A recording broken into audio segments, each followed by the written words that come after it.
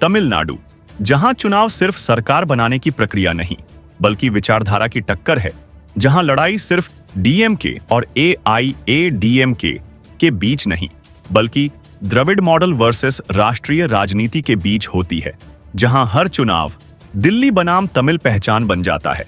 और अब 2026 का चुनाव अपने सबसे निर्णायक मोड़ पर पहुंच चुका है। राजनीतिक हलचल अपने चरम पर है। गठबंधन बन रहे हैं, टूट रहे हैं, नए चेहरे एंट्री कर रहे हैं।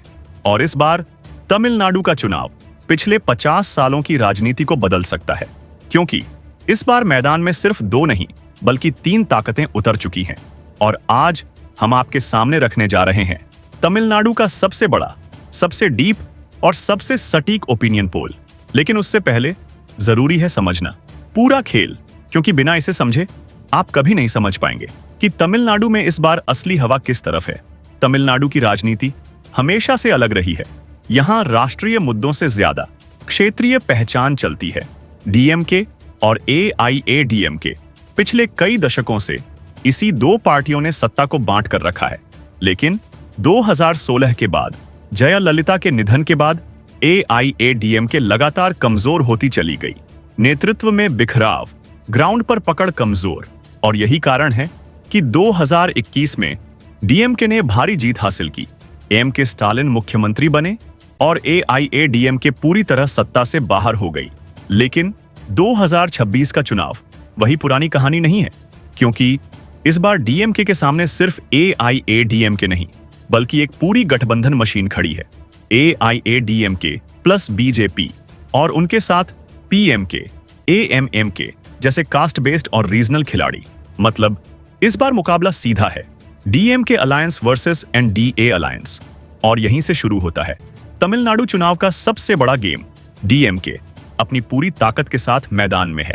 उनके पास है मजबूत गठबंधन, कांग्रेस, लेफ्ट पार्टियां, वीसीके, एमडीएमके और अब कमल हासन की पार्टी एमएनएम को साथ लाने की कोशिश।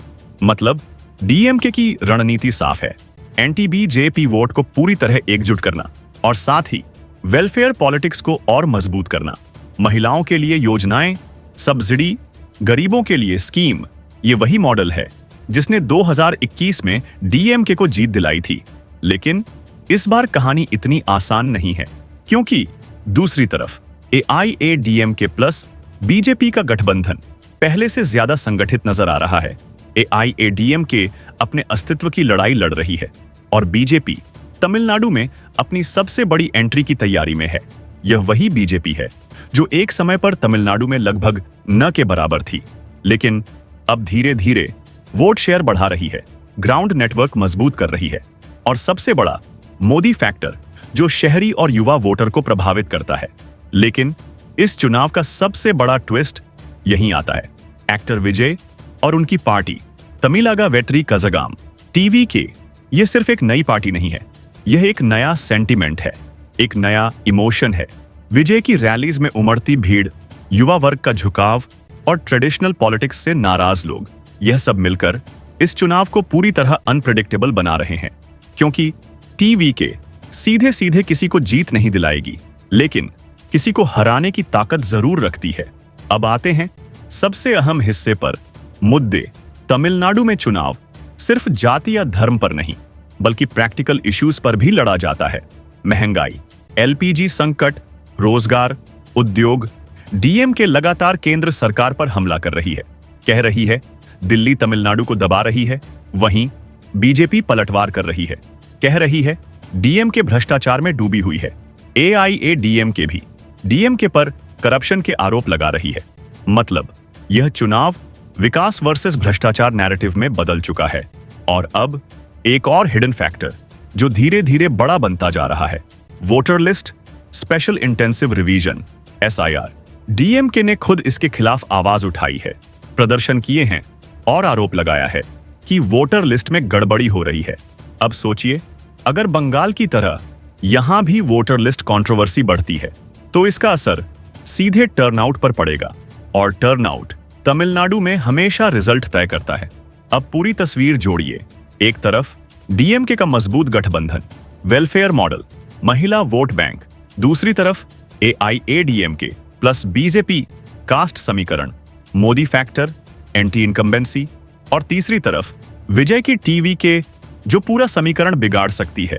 और यहीं तमिलनाडु चुनाव 2026 तीन कोनों की लड़ाई बन जाता है, ट्रायंगुलर कॉन्टेस्ट, जहां वोट शेयर का छोटा सा बदलाव सीधे सीटों में बड़ा उलटफेर कर सकता है।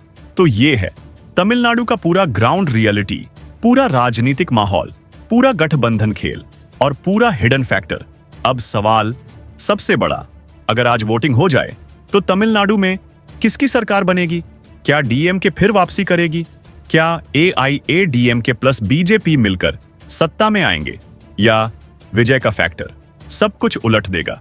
अब अगले हिस्से में हम आपके सामने रखने जा रहे हैं तमिलनाडु चुनाव 2026 का सबसे बड़ा, सबसे सटीक और seat by seat opinion poll, जहां हर सीट का गणित, हर क्षेत्र का मूड और हर गठबंधन की ताकत पूरी तरह सामने आने वाली है। तो चलिए दोस्तों, अब शुरू करते हैं तमिलनाडु के इस बड़े ओपिनियन पोल का पहला और बेहद अहम चरण।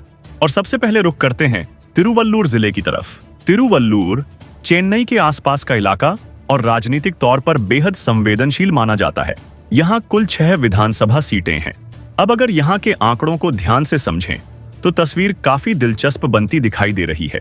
इन 6 सीटों में से करीब 3 सीटों पर एनडीए गठबंधन को बढ़त मिलती दिख रही है, जबकि बाकी की 3 सीटों पर एसपीए गठबंधन बराबरी की टक्कर देता नजर आ रहा है। यानी यहाँ न कोई पूरी तरह आगे है, न कोई पूरी तरह पीछे। सीधे शब्दों में कहें तो तिरुवल्लुर में मुकाबला पूरी तरह कांटे का है, और ऐसी सीटें ही पूरे चुनाव का रिजल्ट बदल देती हैं।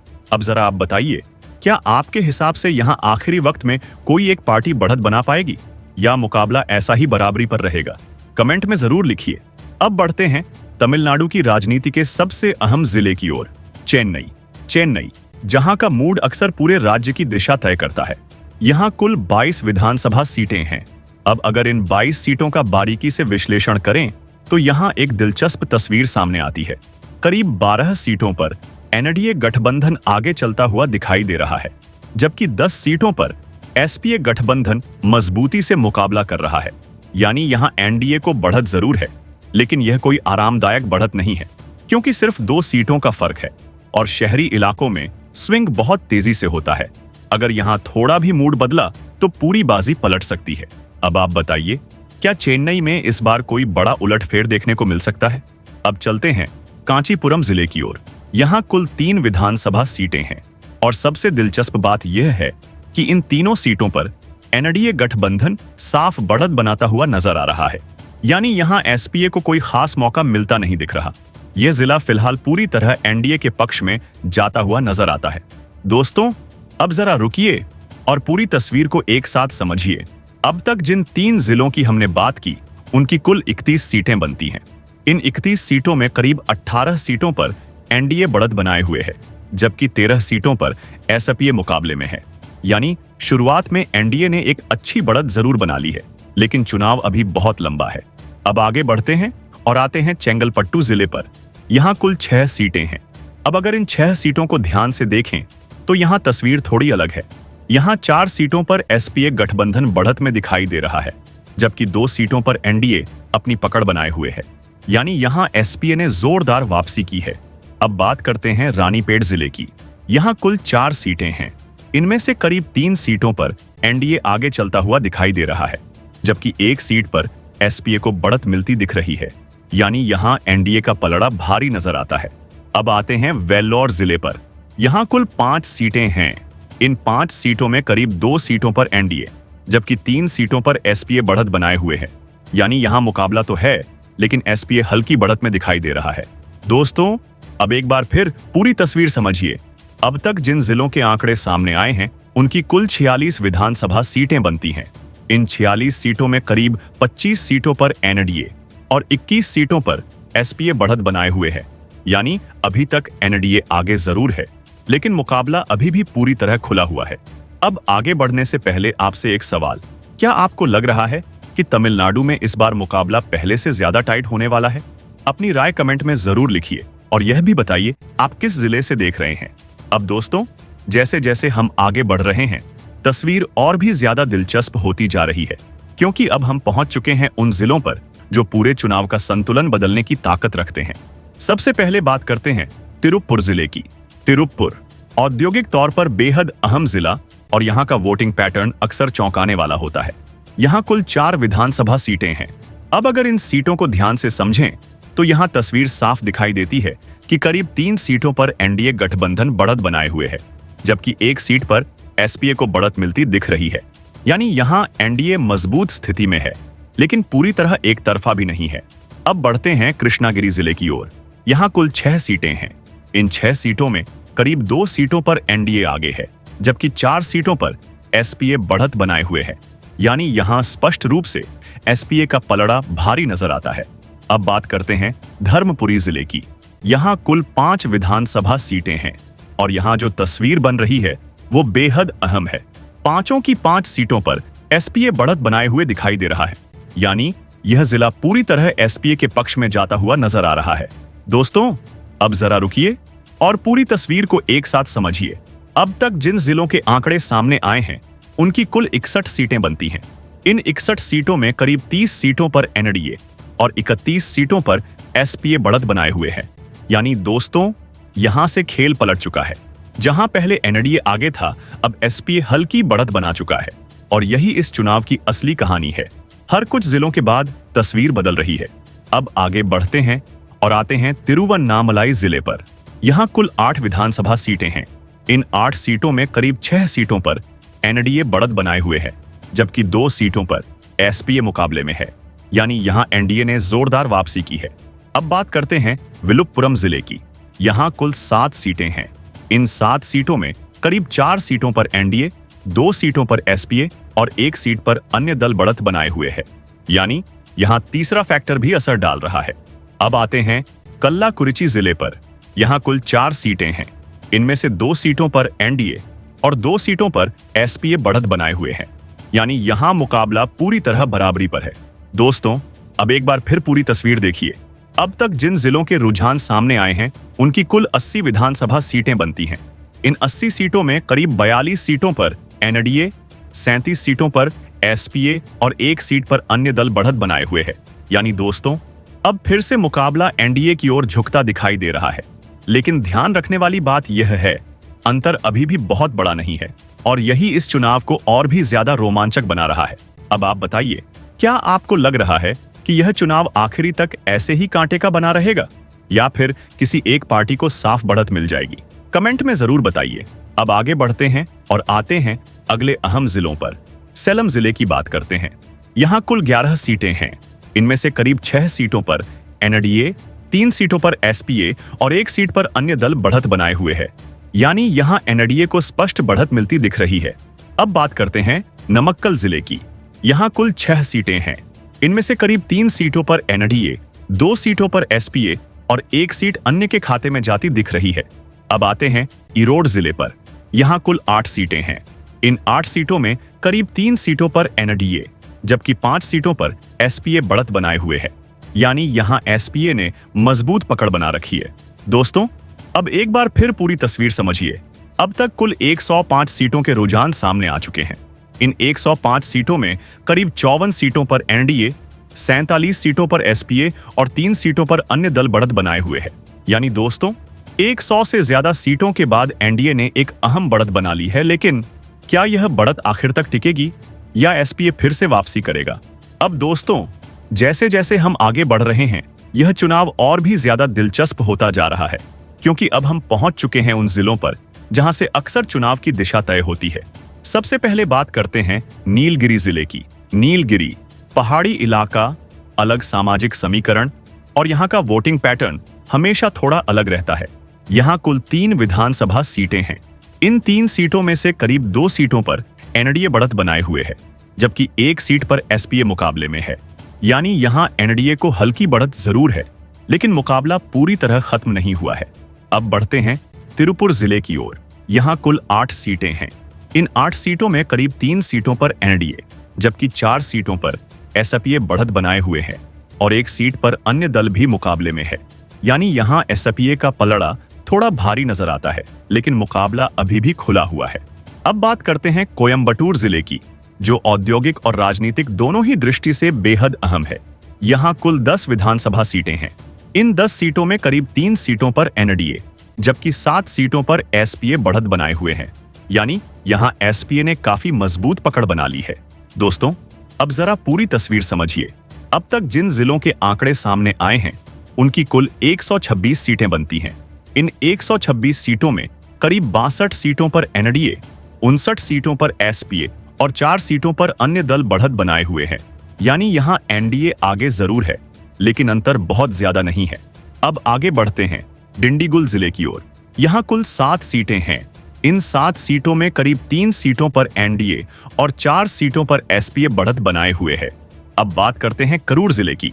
यहाँ कुल 4 सीटें हैं और यहाँ जो तस्वीर बन रही है वो काफी चौंकाने वाली है।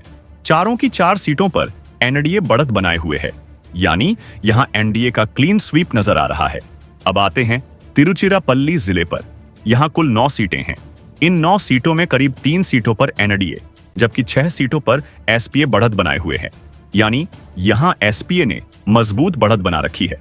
दोस्तों, अब एक बार फिर पूरी तस्वीर देखिए। अब तक कुल 146 सीटों के रुझान सामने आ चुके हैं।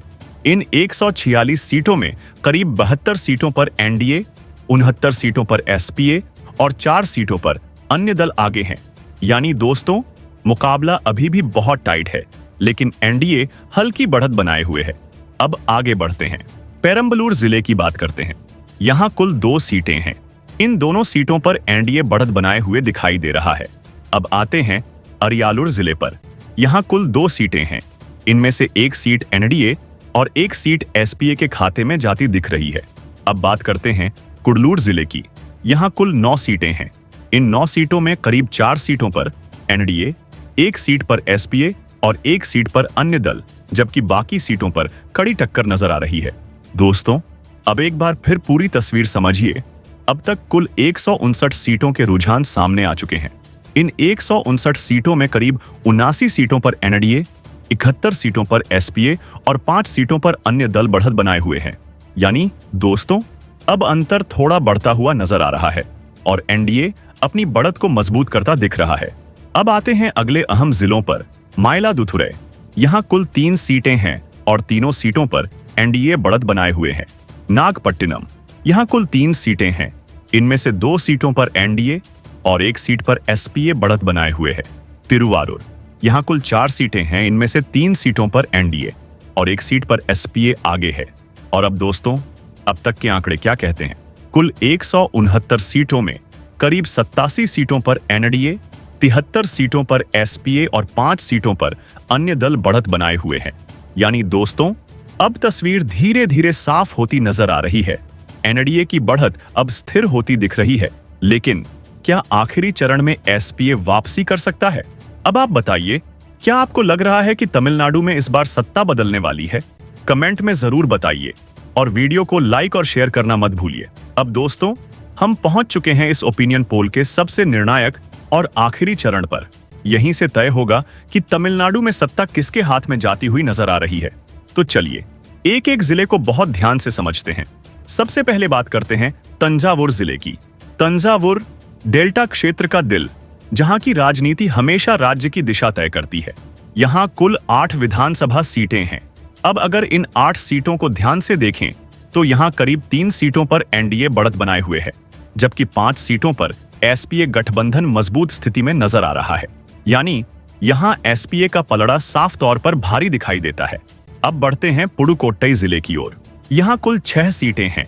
इन 6 सीटों में करीब 2 सीटों पर एनडीए, 3 सीटों पर एसपीए और 1 सीट पर अन्य दल मुकाबले में बना हुआ है। यानी यहां मुकाबला सीधा नहीं है, तीसरा फैक्टर भी असर डाल रहा है। अब आते हैं शिवगंगा जिले पर। यहां कुल 4 सीटें हैं। इन 4 सीटों में 2 सीटों पर एनडीए और 2 सीटों पर एसपीए बढ़त बनाए हुए है। यानी यहां पूरी तरह बराबरी का मुकाबला है। दोस्तों, अब जरा पूरी तस्वीर देखिए। अब तक कुल 187 सीटों के रुझान सामने आ चुके हैं। इन 187 सीटों में करीब 94 सीटों पर एनडीए, 83 सीटों पर एसपीए और 6 सीटों पर अन्य दल बढ़त बनाए हुए हैं। यानी दोस्तों, एनडीए आगे है, लेकिन मुकाबला अभी भी पूरी तरह खत्म नहीं हुआ है। अब आगे बढ़ते हैं, मदुरई जिले की बात करते हैं। यहाँ कुल 10 सीटें हैं। इन 10 सीटों में करीब 3 सीटों पर एनडीए, जबकि 7 सीटों पर एसपीए मजबूत बढ़त बनाए हुए है, यानी यहां एसपीए ने जोरदार प्रदर्शन किया है। अब आते हैं थेनी जिले पर। यहां कुल 4 सीटें हैं। इनमें 2 सीटों पर एनडीए और 2 सीटों पर एसपीए बढ़त बनाए हुए हैं, यानी यहां मुकाबला बराबरी पर है। अब बात करते हैं विरुधुनगर जिले की। यहां कुल 7 सीटें हैं। इन 7 सीटों में 4 सीटों पर एनडीए और 3 सीटों पर एसपीए बढ़त बनाए हुए है, यानी यहां एनडीए हल्की बढ़त में है। अब एक बार फिर पूरी तस्वीर समझिए। अब तक कुल 208 सीटों के रुझान सामने आ चुके हैं। इन 208 सीटों में करीब 103 सीटों पर एनडीए, 95 सीटों पर एसपीए और 6 सीटों पर अन्य दल बढ़त बनाए हुए हैं। यानी दोस्तों, अब एनडीए की बढ़त थोड़ी मजबूत होती दिख रही है। अब आगे बढ़ते हैं, रामनाथपुरम जिले की बात करते हैं। यहाँ कुल 4 सीटें हैं। इन 4 सीटों में 3 सीटों पर एनडीए और 1 सीट पर एसपीए बढ़त बनाए हुए है। अब आते हैं थूथुकुड़ी जिले पर। यहाँ कुल 6 सीटें हैं। इन 6 सीटों में 3 सीटों पर एनडीए और 3 सीटों पर एसपीए, यानी यहां मुकाबला बराबरी का है। अब बात करते हैं तेनकासी जिले की। यहां कुल 5 सीटें हैं। इन 5 सीटों में 3 सीटों पर एनडीए और 2 सीटों पर एसपीए बढ़त बनाए हुए हैं। दोस्तों, अब एक बार फिर पूरी तस्वीर देखिए। अब तक कुल 223 सीटों के रुझान सामने आ चुके हैं। इन 223 सीटों में करीब 112 सीटों पर एनडीए, 101 सीटों पर एसपीए और 6 सीटों पर अन्य दल बढ़त बनाए हुए हैं, यानी अब एनडीए बहुमत के करीब पहुंच चुका है। अब आते हैं तिरुनेलवेली जिले पर। यहां कुल 5 सीटें हैं। इनमें 3 सीटों पर एनडीए और 2 सीटों पर एसपीए बढ़त बनाए हुए हैं। और आखिर में कन्याकुमारी जिले की बात करते हैं। यहां कुल 6 सीटें हैं। इन 6 सीटों में 4 सीटों पर एनडीए और 2 सीटों पर एसपीए बढ़त बनाए हुए हैं। और अब दोस्तों, अब तक के आंकड़े क्या कहते हैं? यही है फाइनल तस्वीर। पूरे तमिलनाडु की 234 विधानसभा सीटों का ओपिनियन पोल सामने आ चुका है। इन 234 सीटों में करीब 119 सीटों पर एनडीए, 105 सीटों पर एसपीए और 6 सीटों पर अन्य दल बढ़त बनाए हुए हैं। यानी दोस्तों, बहुमत का आंकड़ा है 118 सीटों का और एनडीए उस आंकड़े को पार करता हुआ दिखाई दे रहा है। मतलब साफ है, अगर यही ट्रेंड चुनाव तक कायम रहता है तो तमिलनाडु में एनडीए गठबंधन सरकार बनाता हुआ नजर आ रहा है। अब सबसे बड़ा सवाल आपसे, क्या आपको लगता है इस बार तमिलनाडु में सत्ता बदलने वाली है या फिर आखिरी समय में एसपीए वापसी कर सकता है? अपनी राय कमेंट में जरूर लिखिए और बताइए आप किस जिले से देख रहे हैं। वीडियो को लाइक कीजिए, शेयर कीजिए और चैनल को सब्सक्राइब करना बिल्कुल न भूलें। Subscribe now and press the bell icon. Never miss an update.